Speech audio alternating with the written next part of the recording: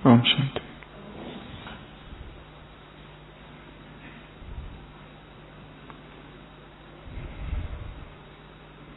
किसी जंगल में एक बार विवाद हो गया। वो विवाद था एक शेर और एक गधे के बीच।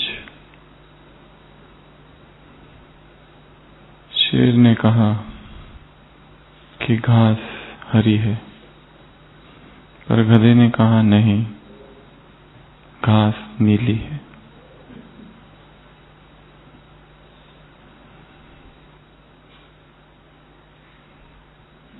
शेर ने बार बार कहा कि घास हरी होती है,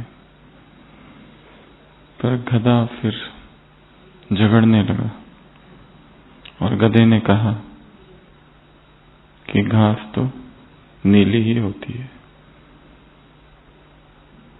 ये वाद विवाद झगड़ा बन गया, बहुत ज्यादा बढ़ गया और झगड़े को निपटाने के लिए दोनों जंगल का जो राजा है, बाघ, लायन, उसके पास पहुंचे और गधे ने अपनी कहानी चालू की और कहा कि आप ही न्याय करो।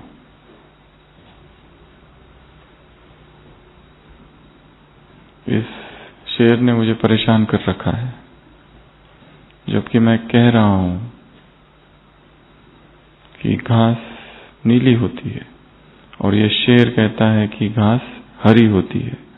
अब आप ही न्याय करो और उचित दंड दो इसे, क्योंकि इस शेर ने मुझे बहुत परेशान किया है।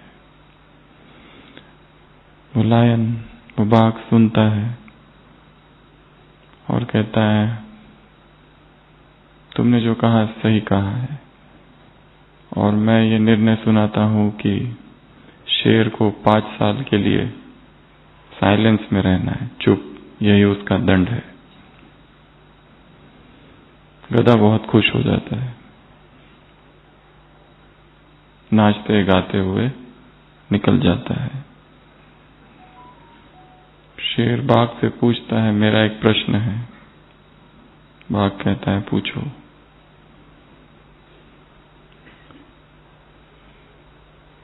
शेर पूछता है कि आपने मुझे दंड क्यों सुनाया, जबकि आप भी जानते हो कि घास तो हरी होती है। बाघ कहता है तुम दंड के योग्य हो, और रही बात घास की, तो घास हरी हो या नीली हो इससे कोई मतलब नहीं है, क्योंकि तुम जैसा बुद्धिमान प्राणी एक गधे के साथ आर्गुमेंट करता है,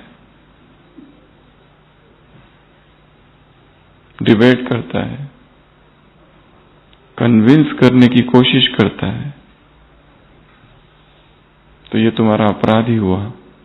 और उसके बाद तुम मेरा टाइम वेस्ट करते हो यहां आके, ये उससे भी बड़ा अपराध है। किसी ऐसे व्यक्ति को समझाना जो समझना ही ना चाहे,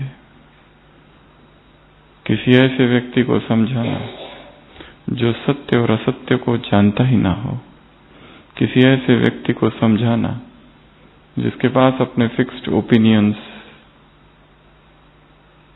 है, किसी ऐसे व्यक्ति को समझाना जो एक भ्रम में जी रहा है, किसी एक ऐसे व्यक्ति के पीछे पड़ना और उससे अपनी बात मनवाना जो हमें समझना ही नहीं चाहता हो, ये मूर्खता है। इसलिए तुम्हारे लिए ये दंड उचित है। सुबह की अव्यक्त वाणी में एक वाक्य आया है, बहुत शक्तिशाली, इससे संदर्भ जो रखता है। कौन सा?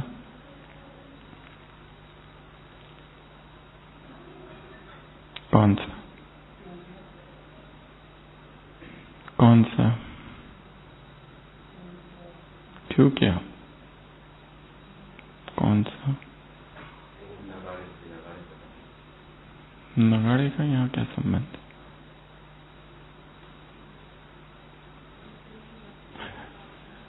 हर एक की नब्ज को जानो, राइट।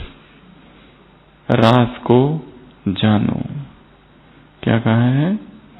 रास को जानो, हर एक की नब्ज को जानो, उसके बाद उसे दुआ की दवा दो। That is second step. हर एक को जानना। हम अपने जीवन का अमूल्य समय कहाँ वेस्ट कर रहे हैं? किसके पीछे वेस्ट कर रहे हैं? क्या वो इस योग्य है? हर एक की नफ्स को जानो, राज को जानो। Know the secret, know the pulse.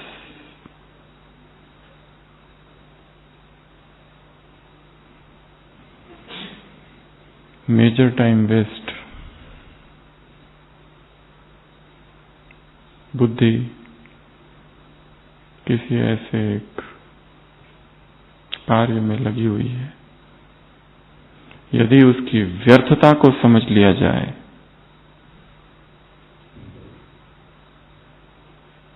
तो अपने आप ज्ञान और योग और तपस्या सब कुछ अचानक आगे बढ़ जाएगा, जैसे ही बुद्धि व्यर्थ से मुक्त होती है।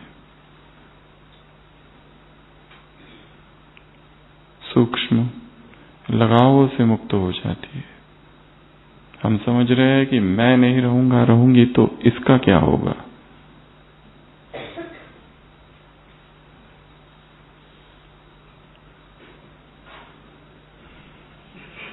इस बंधन में आत्मा बंधी है और ये व्यर्थ का कारण भी है और भय का भी।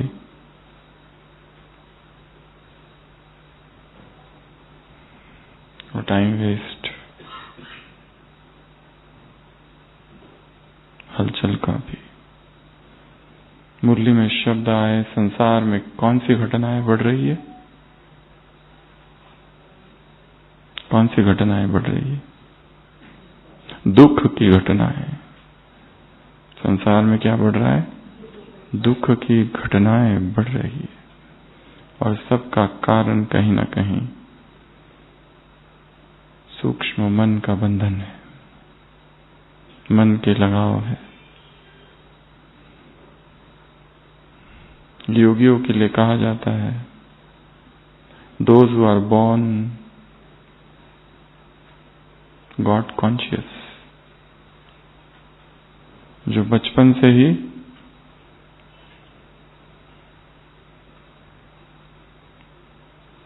योगी है,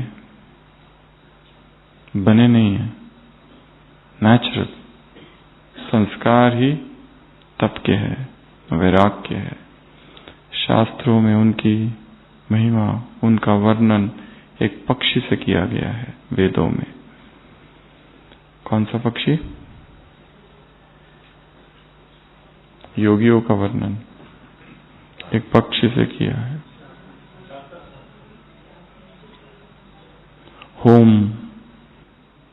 होम पक्षी होता है एक, जिसकी माँ बहुत ऊपर आकाश में ही उसे जन्म देती है और वो जो अंडा है वो धरती पर नीचे गिरता है, परंतु ये पक्षी कभी धरती पर आता ही नहीं है, हमेशा ऊपर ही रहता है, धरती को कभी टच नहीं करता। तो उसका बच्चा भी जो होता है वो बहुत ऊंचाई से नीचे नीचे नीचे नीचे गिरता है।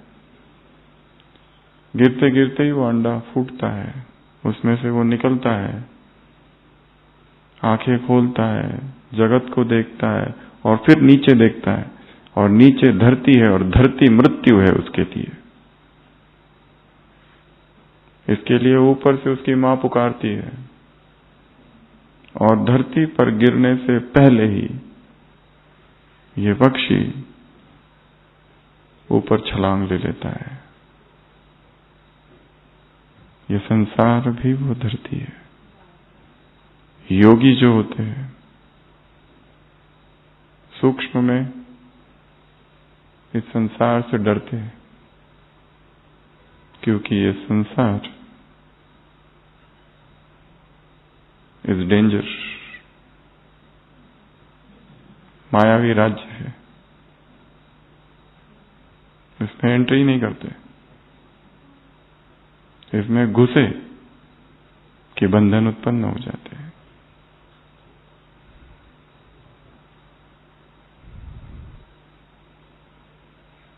जो सबसे बड़ा दुश्मन होता है उससे सूक्ष्म भय रहना चाहिए। ये संसार माया जाल है। अर्जुन का युद्ध जब था कर्ण से, निर्णायक युद्ध, अर्जुन भयभीत था। अभी तक कभी भयभीत नहीं था।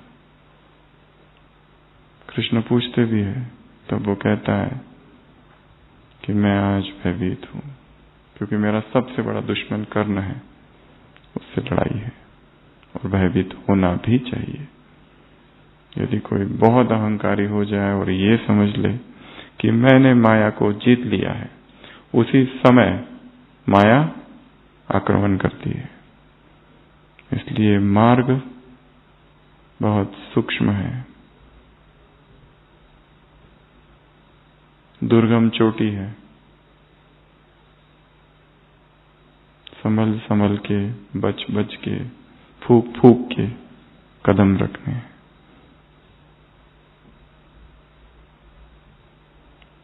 Unnecessary arguments, convincing. इसलिए बाबा ने क्या कहा आज?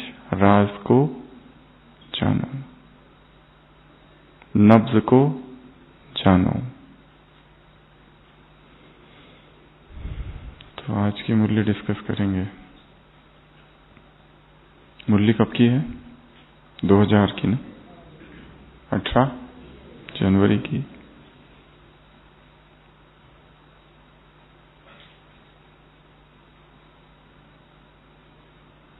एक ही मुरली एक पहाड़ की तरह है।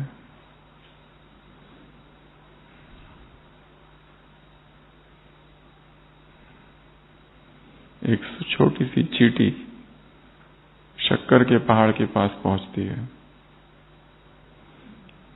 शक्कर का एक दाना लेती है, लौटते समय विचार करती है अगली बार पूरा पहाड़ ही खाकर जाऊंगी, अगली बार पूरा पहाड़ उठाकर ले जाऊंगी। वैसे ये अव्यक्त वाणी भी क्या है? एक पहाड़ है, और उसको पढ़ना, उसको सुनना, उसका अध्ययन करना, उस पर बोलना, उस पर किसी को बोलते हुए सुनना, लिखना, याद करना, ये सब क्या है? ये सोचना कि मैंने पूरा उसको हप कर लिया है, जान लिया है, समझ लिया है।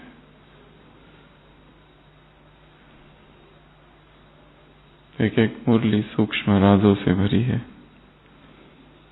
और उसको समझने के लिए बुद्धि भी उतनी सूक्ष्म, पवित्र चाहिए। सारे दिन भर व्यर्थ, और फिर शाम को मुरली पढ़ो और पूरी याद कर लो और उस पर क्लास भी करा लो, प्राप्ति 0।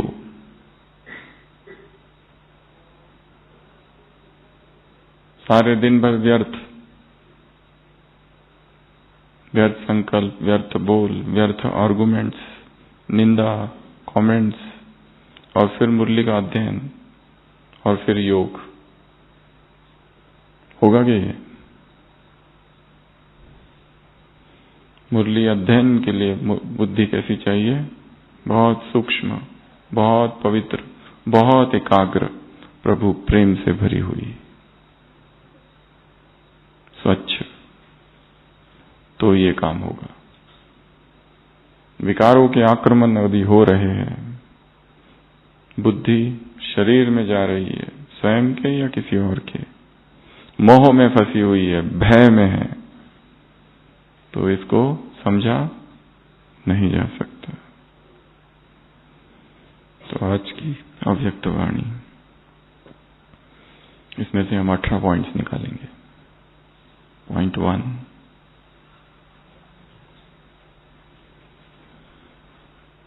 अलौकिक विल पावर, प्रभु देन, प्रभु वरदान, निमित्त भाव का वरदान।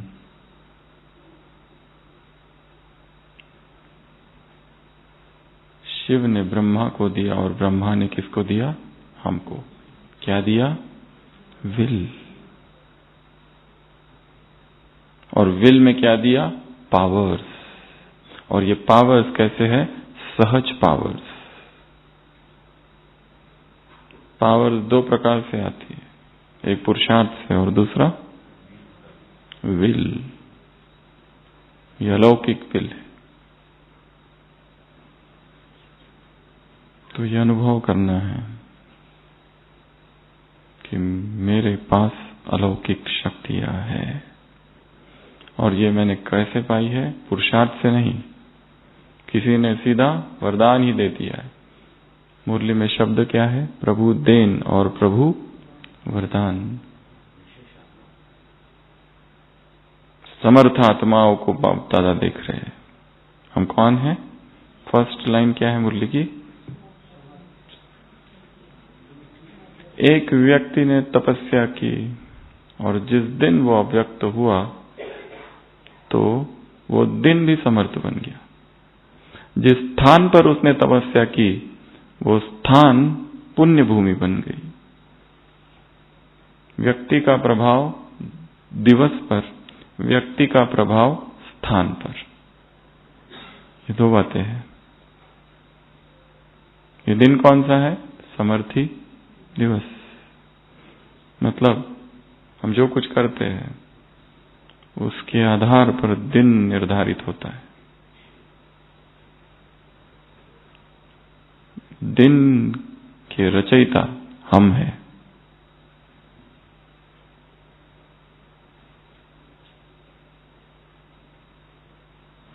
तो फर्स्ट पॉइंट, विल पावर, अलौकिक विल पावर, वरदान, परमात्मा देन, परमात्मा वरदान, जिसमें मेहनत नहीं, जिसमें पुरुषार्थ नहीं, जो सहज मिला है। एक्स्ट्रा पावर्स, सहज पावर्स, समर्थ बाप से प्राप्त पावर्स, निमित्त भाव का वरदान ब्रह्मा ने तुमको दिया। तो अनुभव करना अमृत वेला। शिव से ब्रह्मा और ब्रह्मा से हमको वरदान प्राप्त हो रहे हैं। विल दी जा रही है। बाबा ने कहा बहुत सारी विल होती है संसार में, ये भी एक विल है। कौन सी विल? पावर्स की, शक्तियों की। ये फर्स्ट पॉइंट। तो इस पर काम करना है कि मुझे पावर्स मिल चुकी है। पावर्स मेरे पास पहले ही है। फिर ये प्रश्न नहीं आएगा कि सहन करने की शक्ति कहां से लाऊं और कब लाऊं, क्या करूं, परखने की कब लाऊं, कहां से लाऊं, कैसे काम करूं। शक्ति एक ही है। इलेक्ट्रिक करंट एक ही है। जब लाइट से जाएगा तो ट्यूबलाइट से तो प्रकाश, और फैन से गुजरेगा तो हवा, माइक से जाएगा तो आवाज। करंट एक ही है। उसी तरह ईश्वरीय शक्ति भी एक ही है। उसके अलग अलग नाम हैं, समय परिस्थितियों के अनुसार। सहन की शक्ति, सहन करने की शक्ति, सामना करने की शक्ति, निर्णय की शक्ति, सहयोग वगैरह वगैरह, सत्यता की शक्ति, प्यूरिटी की शक्ति, ऑनेस्टी की शक्ति, संग्राम करने की शक्ति, संग्रह करने की शक्ति, कितनी अलग अलग मुरलियां है, साइलेंस की शक्ति, योग की शक्ति है एक ही,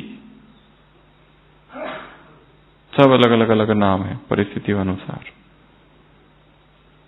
पर एक शक्ति आ जाए तो अपने आप वो काम करेगी समय अनुसार। सेवा होगी तो अपने आप वो सहयोग की बन जाएगी शक्ति, परिस्थिति होगी तो सामना करने की बन जाएगी, किसी व्यक्ति द्वारा विघ्न होगा तो सहन करने की शक्ति स्वतः बन जाएगी। Automatic, auto mode, first point. Second, unity. Second, unity. दो विशेषता है, एक है सेवा के आदि रतन, एक है स्थापना के आदि रतन। 1950 के पहले वाले और 1950 के बाद वाले, आबू आने से पहले वाले और आबू में आने के बाद वाले, उनमें दो विशेषता है। तो एक विशेषता क्या है? Point number 2, unity. हम एक है।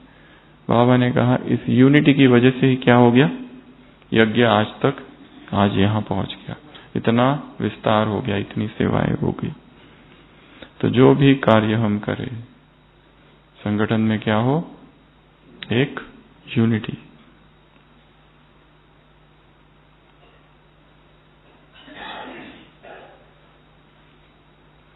किसी विदेशी ने भारत के लिए कहा है कि यदि हमें भारत को जीतना है, यदि हमें भारत को ध्वस्त करना है, भारत के टुकड़े टुकड़े करने हैं,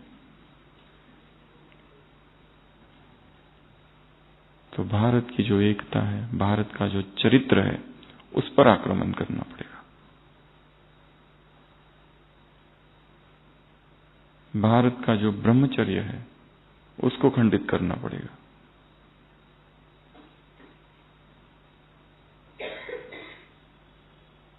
वो विदेशी लिखता है मैकुलाय लेटर में 1835 के, I have traveled across the length and breadth of this country and I have not found a single beggar, and if you want to destroy this country we have to attack the very root of this country, and that is the character।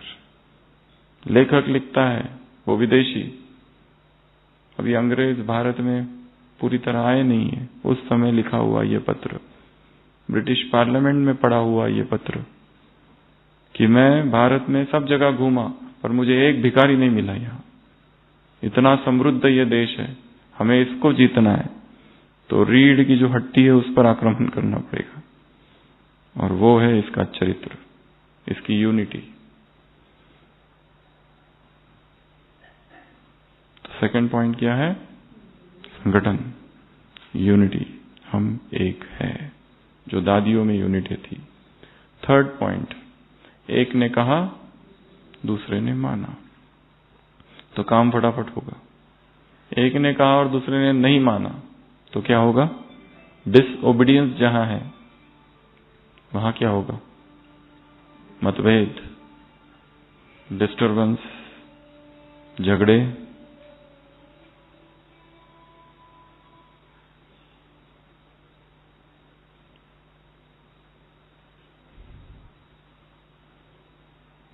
माँ बाप को कौन से बच्चे पसंद आते हैं?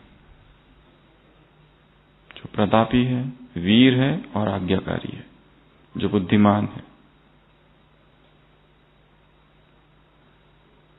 और जो आज्ञाकारी नहीं है वो पसंद आते हैं क्या? नहीं। तो बाबा को भी कौन से बच्चे पसंद आते हैं? जो आज्ञाकारी है।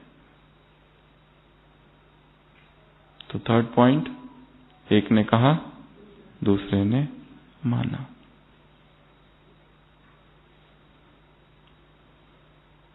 फोर्थ, त्याग। किसका त्याग?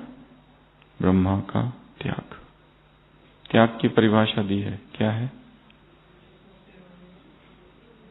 सब कुछ होते हुए भी त्याग कर देना, ये ऋषि की परिभाषा है ही नहीं तो त्याग क्या करेंगे? परंतु जिसके पास सब कुछ है, सब कुछ, सारा वैभव है, परंतु उसके लिए वो तिन के समान है।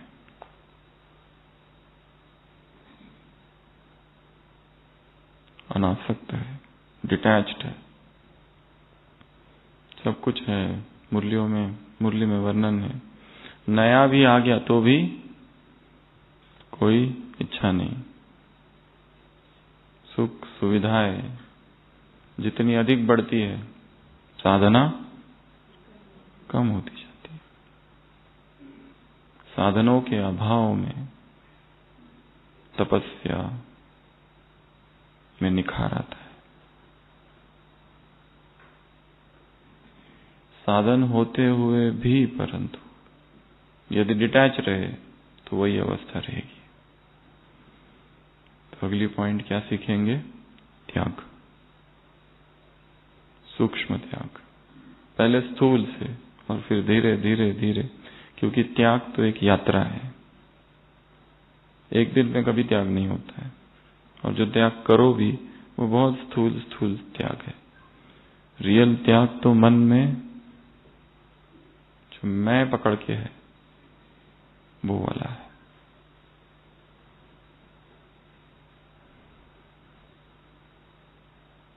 अगला तपस्या। ब्रह्मा के लिए क्या कहा? साधना में क्या रहे? एक शब्द है, साधना में डैश रहे, अटल। कुछ भी हो, तपस्या रुकनी नहीं चाहिए। कुछ भी, ट्रैवल कर रहे हो, कैसी भी परिस्थिति हो, सेवा कर रहे हो, कुछ भी, तपस्या भीतर ही भीतर चालू रहेगी। और तपस्या अर्थात कोई अलग से निर्धारित किया हुआ समय नहीं। Meditation is not a separate thing. When you do something intensely, जब हम कोई कार्य को पूर्ण लगन से, पूर्ण मनोभाव से, पूर्ण समर्पण भाव से ईश्वरीय याद में करते हैं, वो ही तपस्या है। That itself is meditation. 4 घंटा, 1 घंटा, 2 घंटा, दादी जानकी कहती थी योगी बनने के लिए टाइम की आवश्यकता ही नहीं है। योगी बनने के लिए टाइम नहीं चाहिए।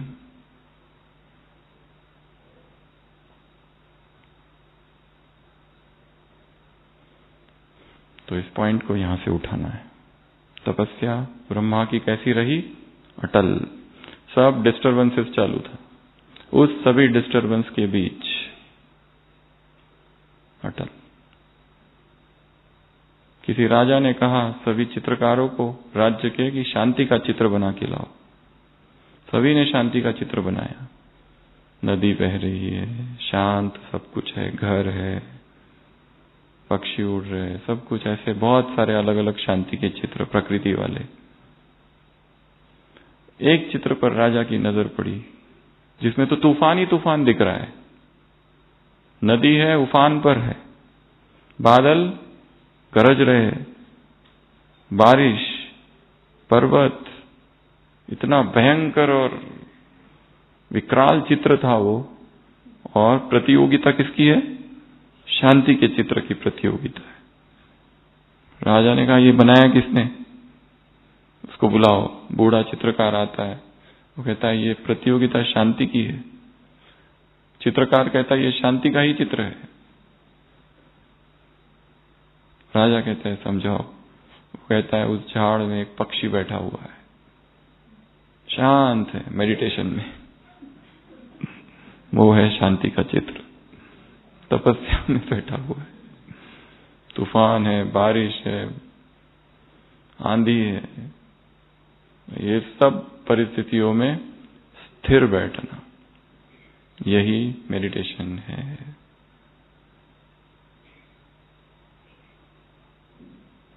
सेवा ज्यादा थी इसलिए योग का समय नहीं मिला। इस वाक्य को क्या कहा जाएगा?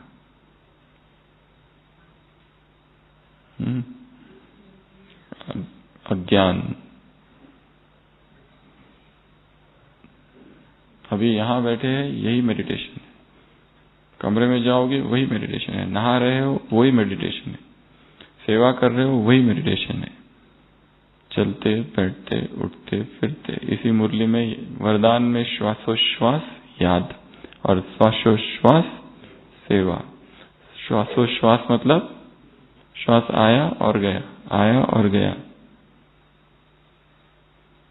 ये है राजयोग। राजयोग चालू कहां से होता है? वो बाबा का जो कमरा है ना, उसके बाहर से।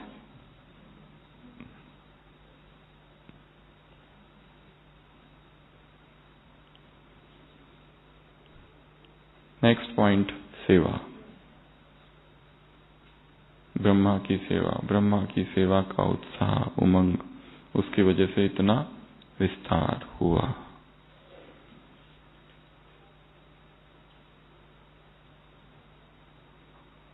तो सबसे पहला विल और शक्तियां, दूसरा यूनिटी, हमारे संगठन में फूटना, तीसरा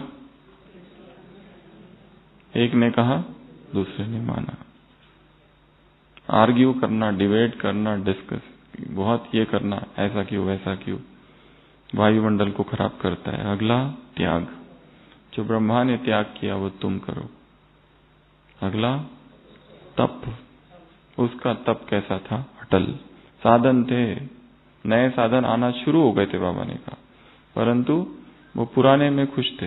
अपनी सेवाओं में संतुष्ट रहना, ये बहुत बड़ी सेवा है जो सेवा मिली है, क्योंकि सेवा प्रभु के आगे अर्पण होता है सेवा का भाव। चाहे पोछा लगाना हो या लाखों के सामने भाषण करना हो, उसका कोई महत्व नहीं है, वो बाह्य रूप मात्र है। मुख्य क्या है? भाव। अर्पण क्या होता है? भाव। त्याग, तपस्या, सेवा। नेक्स्ट पॉइंट,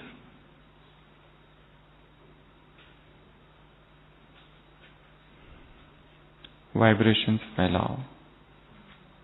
क्या कहा? ब्रह्मा ने क्या किया? नहीं, अगला पॉइंट, इस तप की वजह से एक फल प्राप्त हुआ, और वो फल कौन सा है? मधुबन भूमि को सहज योगी, जो बाहर का भी आता है उसको भी यहाँ कोई ना कोई अनुभव होता है, वो भी कुछ ना कुछ परिवर्तन का संकल्प लेके जाता है। और जो ब्राह्मण आते हैं वो सहज योगी का, योगी स्थिति का अनुभव करते हैं, अशरीरीपन का अनुभव करते हैं मधुबन में आते ही, क्योंकि इस भूमि में ब्रह्मा के और ब्राह्मणों के वाइब्रेशंस है। ये कितनी अच्छी पॉइंट है कि एक व्यक्ति तपस्या करता है तो जिस स्थान पर तपस्या करता है वहां कुछ छोड़ देता है वो जाने से पहले। तो इस स्थान पर कितनी आत्माओं ने तपस्या की है। और मधुबन की एक विशेषता है, और वो ये है कि यहां पर 24 घंटे कोई ना कोई योग कर ही रहा है ना? कभी ना कभी रात को 1 बजे, 2 बजे, 3 बजे, दिन 10 बजे तक फिर सिक्योरिटी वाले हैं रात में। तो एवरी मोमेंट यहां पर किसी ना किसी रीति से योग के वाइब्रेशंस है ही। इसलिए बहुत उदास जब हो जाओ तो इस भूमि पर आ जाओ, अपने आप मन ऊपर उठ जाता है, जो बाहर रहते हैं वो। और बाबा ने महावाक्य में भी कहा है, उदास हो जाओ तो कुटिया में आ जाओ, व्यर्थ संकल्प चले तो हिस्ट्री हॉल में आ जाओ, शक्तिशाली बनना हो तो शांति स्तंभ पर आ जाओ, बाप समान बनना हो तो बाबा के कमरे में आ जाओ। ये सब महावाक्य है, क्योंकि दिस इज पावर स्टेशन, यह एनर्जी है। इस एनर्जी फील्ड, इस मैग्नेटिक फील्ड में प्रवेश करते ही चेतना में रूपांतरण आता है। जो माइंड कंफ्यूज्ड है उसको कुछ कुछ नया दिखने लगता है, नई समझ, दिमाग की नसें थोड़ी खिंच जाती है, न्यू अंडरस्टैंडिंग। चीज वही है परंतु उसकी समझ आ जाती है कि ये करना है, कि ये करना है। तो नेक्स्ट पॉइंट क्या हुआ? इस तप का फल। उसी के आधार पर अब तुमको क्या करना है? संसार में दुख की घटनाएं बढ़ रही है। बाबा ने कहा वाइब्रेशंस फैलाओ, वाइब्रेशंस क्या करो, फैलाओ। वायुमंडल का परिवर्तन, ये शब्द आया है, ये तो काम तुमको करना है। कौन सा काम करना है? वायुमंडल का परिवर्तन। वो कैसे होगा? जाकर किसी को पकड़ के कुछ करने से कुछ नहीं होता है। साइलेंस। तो नेक्स्ट पॉइंट है साइलेंस पावर। यहां पर उदाहरण दिया साइंस और साइलेंस। जब साइंस इतनी हलचल कर सकता है तो इतनी ब्राह्मण आत्माओं का साइलेंस क्या हलचल को समाप्त नहीं कर सकता? कितनी अच्छी पॉइंट है। तो ये तीन चीजें यहां पर है। एक तो ये भूमि, अगला वाइब्रेशंस फैलाओ, साइलेंस पावर। नेक्स्ट पॉइंट, इस साइलेंस पावर के लिए भी एक शक्ति की आवश्यकता है। कौन सी? एकाग्रता की शक्ति। इसके लिए अमृत वेला योग में अगर मन एकाग्र ना हो तो खुशी नहीं होती है। इधर उधर भटक रहा है, इधर उधर के विचार आ रहे हैं। कल जो रात में जो कुछ हुआ, दिन भर जो कुछ हुआ पिछले दिन, वो सब घूम रहा है, तो एकाग्रता नहीं होती है। इसलिए आज का आज ही खत्म कर देना है। आज का हिसाब आज पूरा कर दो। और उसकी बेस्ट एक विधि है डायरी लिखना। रात को सोने से पहले। चार्ट नहीं कह रहे, डायरी, दिनचर्या। आज ये हुआ, ऐसे हुआ, वो हुआ, वो हुआ, वो हुआ, तारीख, टाइम, दिनचर्या लिखते जाओ, लिखते जाओ, लिखते जाओ। किस किस से मिले, कौन कौन सी नई घटनाएं हुई, कौन कौन से विघ्न है, साक्षी होकर लिखते जाना। गुड नाइट बाबा, डन। जब हम लिखते हैं तो बहुत सारी चीजें क्लियर होती है। जब एग्जाम होती है ना, तो एक रफ पेपर और पेन रखते हैं सभी स्टूडेंट्स। प्रश्न इतना बड़ा है, ठीक है। अब ये प्रश्न इतना बड़ा है, उसको समय कम है, फटाफट उसके मेन पॉइंट्स रफ पेपर पर लिखो। लिखा हुआ देखते ही एकदम क्लियर होता है और आंसर टच होता है कि ये उत्तर है। तो लिखना एक विधि है आज का आज खत्म करने की। एक है बता देना, पर वो कभी बताएंगे कभी नहीं बताएंगे, और वो बताएंगे भी तो भी मन में ही घूमते रहेगा। बट व्हेन यू राइट, वो साकार रूप धारण करता है, वो स्पष्ट होता है, क्योंकि उसके लिए शब्द चाहिए और वो शब्द निकलते हैं। इसलिए एक आदत डालनी है डायरी लिखने की। कौन सी डायरी? दिनचर्या की। और फिर धीरे धीरे उस डायरी में याद और बाकी जो भी चार्ट्स है वो डालते जाना। The art of chart, art chart.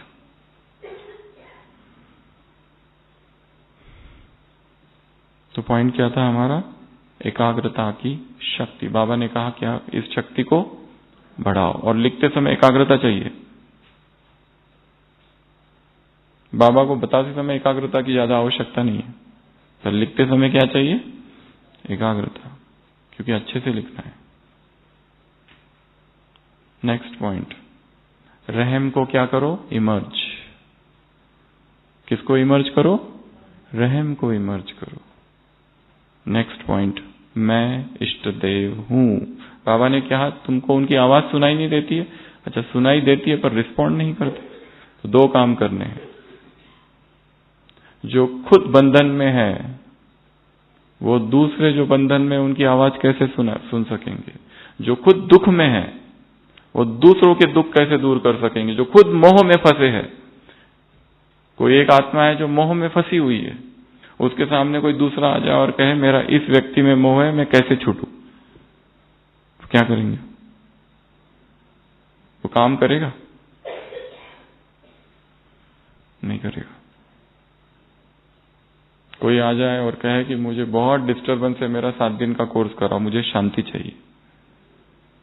हम ये कहें कि कोर्स तो मुझे आता है पर मैं खुद अशांत हूं, तो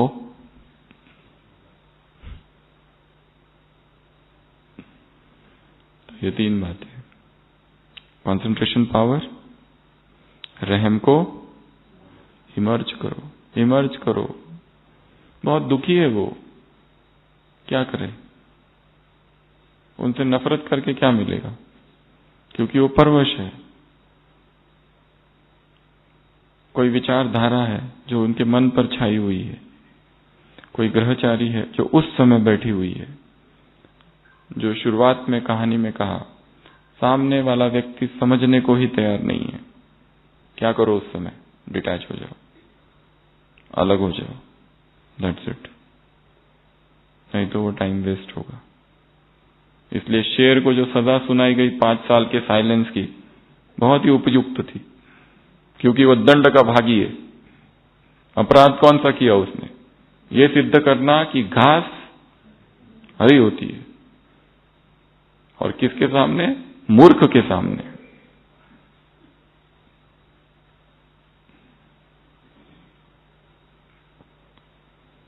तो रहम को क्या करो? इमर्ज, इष्टदेव हो तुम। नेक्स्ट पॉइंट, एवर रेडी बनो और बनाओ।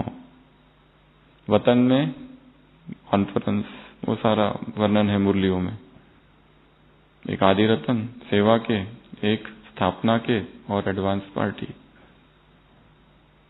ब्रह्मा, चाबी, घर, वो कब ले जाएंगे? जब हम एवर रेडी होंगे। और 3 पेपर बताए हैं, 3 पेपर में एवर रेडी। कौन से 3 पेपर? कौन से? त्याग, तपस्या, सेवा। ये 3 पेपर में जब एवर रेडी होंगे तो ही जा सकेंगे। तो त्याग, ब्रह्मा जैसा त्याग। तप, अटल। सेवा, दिन रात। यदि कुमार और कुमारियां, ये बहुत इंपॉर्टेंट पॉइंट है, इसको नोट करके रखना है या लिख करके। कुमार या कुमारियां यदि सेवा नहीं करते तो एक वो दूसरे कार्य में व्यस्त हो जाएंगे जो उन्हें जीवन भर व्यस्त रखेगा। वो कार्य कौन सा है? कुमार और कुमारियां यदि सेवा नहीं करते तो एक वो दूसरे कार्य में व्यस्त हो जाएंगे जो कार्य उन्हें जीवन भर व्यस्त रखेगा। वो है विवाह।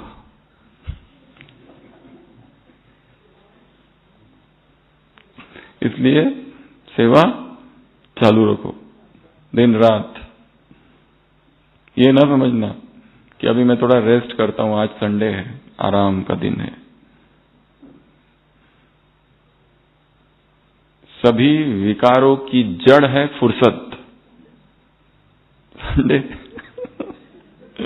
सभी विकारों की जड़ क्या है? फुर्सत। Leisure is the root of all the evils of the world. जब मन खाली हो जाता है तभी उसको खुराफात सूझती है। ये करूं, इसको फोन करूं, उसको फोन करूं, इसको कॉल, उसको कॉल, इसको मेल, ये देखूं, वो देखूं, इधर जाऊं, उधर जाऊं, net, Google, YouTube, Insta, shorts, reels. तो उसके पास कोई लक्ष्य है तो ये सब नहीं करेगा। वो खाली है, आज रिलैक्स है, आज रेस्ट करना है। फुर्सत क्या है? सभी विकारों की जड़। इसलिए खुद को क्या करना है? बिजी। नहीं तो वो कार्य बता दिया जिसमें पूरा जीवन व्यस्त हो जाओगे। ठीक है? तो एवर रेडी, तैयार रहना है सेवा के लिए। एवर रेडी बनो और दूसरों को भी क्या करो? बनाओ। पर पहले बनना इंपॉर्टेंट है, फिर बनाओ। और एक तीसरी स्टेज है, दोनों साथ साथ। बनना भी चालू है और बनाना भी चालू है। ये सबसे अच्छा है, तीसरा ऑप्शन। यहां मुरली पूरी हुई है। आ जाओ नेक्स्ट पॉइंट की तरफ। राजस्थान से मुलाकात। सेवाएं जब करते हो तो क्या मिलती है? दुआएं। कौन सी दुआएं? वो भी दिल की दुआएं। और जहां दुआओं का अकाउंट भरा हुआ है, खाता, वहां कौन डिस्टर्ब नहीं करता? माया। ये कितना सहज पुरुषार्थ है। कुछ भी नहीं हो रहा, ना मुरली चिंतन होता है, ना कुछ होता है, ना कुछ होता है।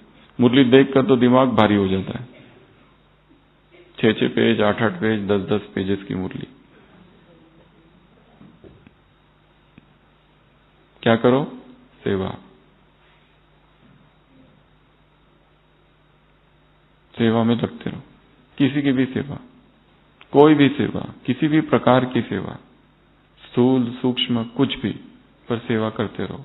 विश्व के ग्लोब के ही सामने बैठ जाओ और उसको प्रकाश देते रहो। अलग अलग खंड, यूरोप, अमेरिका, अफ्रीका, इमर्ज करो, प्रकाश देते रहो। अलग अलग तबके के लोग, उनको देखो। अपने ही शहर के ऊपर जाओ और जो जो स्थान याद आते हैं, लोकेशंस, एक एक लोकेशन के ऊपर जाओ और प्रकाश देते जाओ। जहां सेंटर है उसके बाजू में क्या है, ग्राउंड, तो ग्राउंड को प्रकाश। उसके बाजू में क्या है, बिल्डिंग, आईटी कंपनी, जो जो दिखता है उसमें टाइम, माइंड को बिजी रखना है। क्योंकि माइंड खाली रहा कि सीधा क्या हो जाता है, गिरता है नीचे। उसको बिजी रखना है। तो पॉइंट क्या है हमारी, दुआएं दो, दुआएं लो। नेक्स्ट पॉइंट, जिससे मुरली की हमने शुरुआत की थी, हर एक राज को जानो, नब्ज को जानो।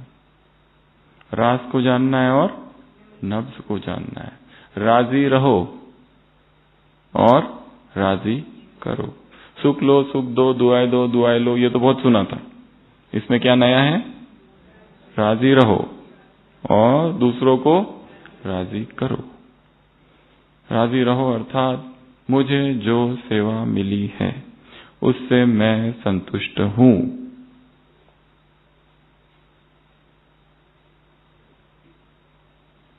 ये ना सोचना कि दूसरे जो है, जिनकी वो सेवा है, वो ज्यादा सेवा कर रहे हैं, हम कम सेवा कर रहे हैं। क्योंकि भगवान क्या देखता है, सेवा भाव को, समर्पण को, वो अर्पित होता है। और अहंकारी का पतन निश्चित है, फिर वो किसी भी क्षेत्र में आ जाए। अहंकारी का पतन निश्चित है। Pride have to fall.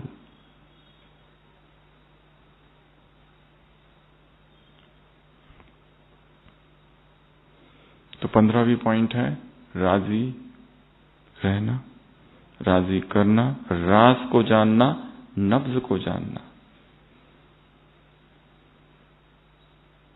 हमारे मन मंदिर में, मन मस्तिष्क में बहुत सारे लोग छाए हुए रहते हैं। उनके शब्द, उनका व्यवहार, उनकी आसक्तियां, उनके प्रति नफरत, घृणा, कुछ कुछ छाया रहता है, खाली।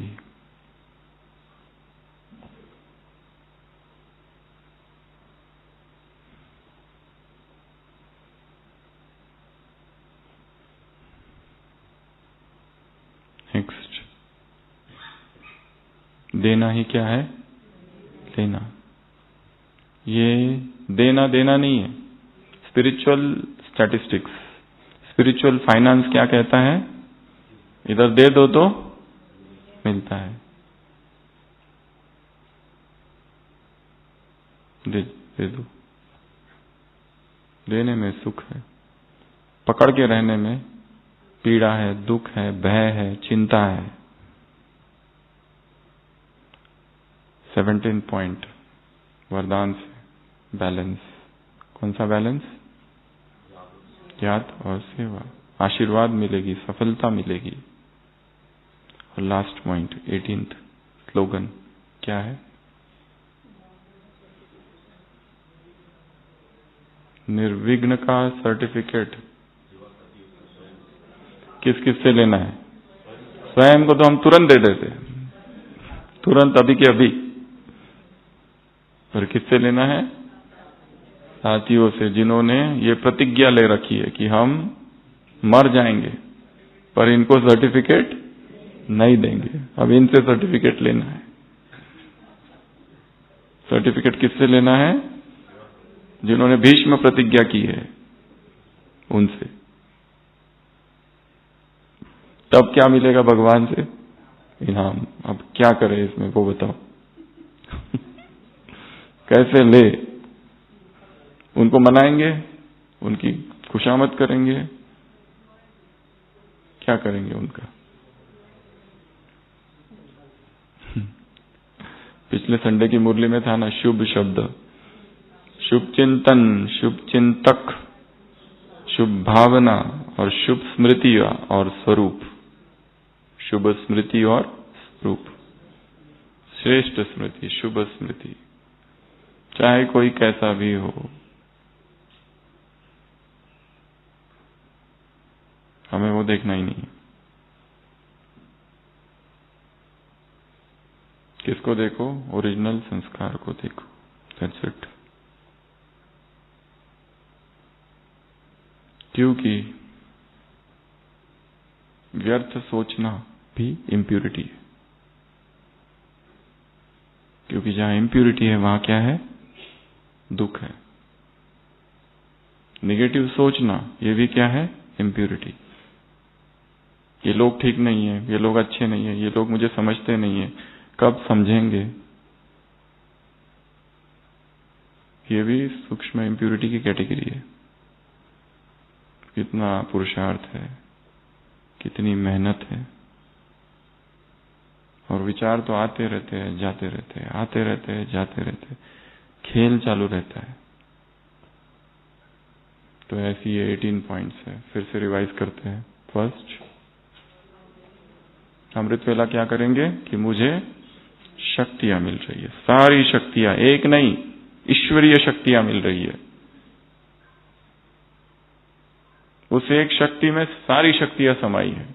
एक शक्ति सुबह ले ली, अब अपने आप शक्तियां, जहां जिस शक्ति की जरूरत है वो अपने आप यूज होती रहेगी।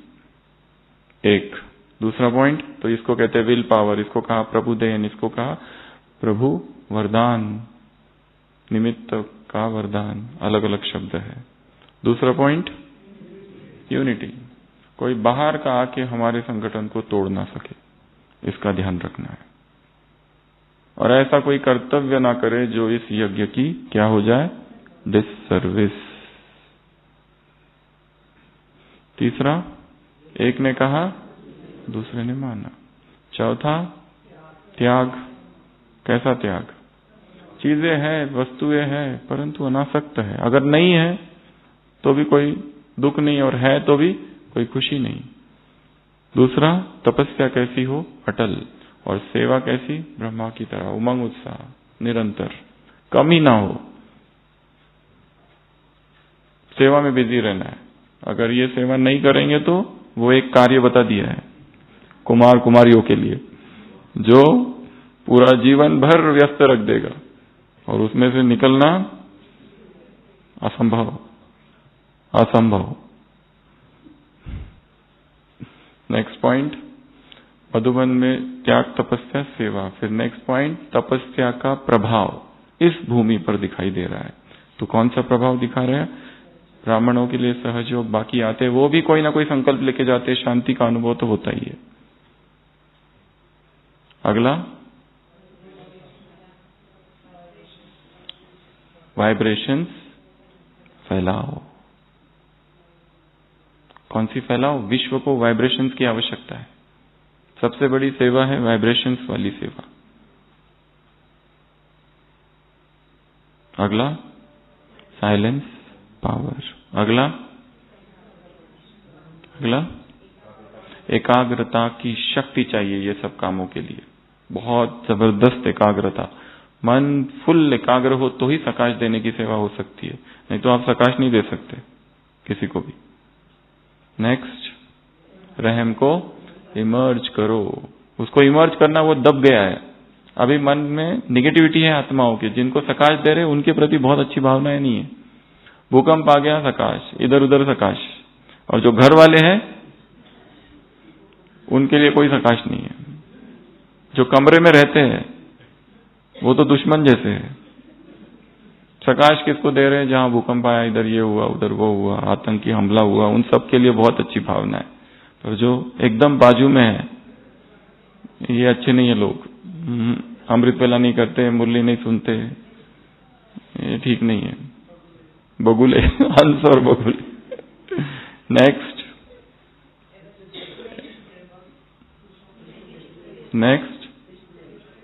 इष्ट देव हूं, तो मुझे क्या करना है?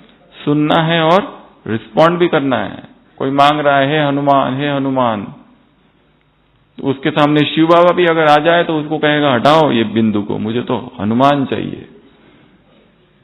हनुमान के भक्त को शिव बाबा उसकी प्यास नहीं बुझा सकते। उसको कौन चाहिए? हनुमान। और वो कौन है? हम। ज्ञान गुण सागर, जय कपीस तिहु लोक उजागर। अगला एवर रेडी। अगला दुआएं, दिल से दुआएं। अगला राज, राजी करना। अगला देना ही लेना है। अगला बैलेंस। और लास्ट इनाम। इनाम कब मिलेगा? जब सर्टिफिकेट लोगे। और उसके लिए क्या करना पड़ेगा? सबको सूक्ष्म वाइब्रेशंस, सूक्ष्म शुभकामनाएं हर एक के लिए, कोई भी हो फिर वो।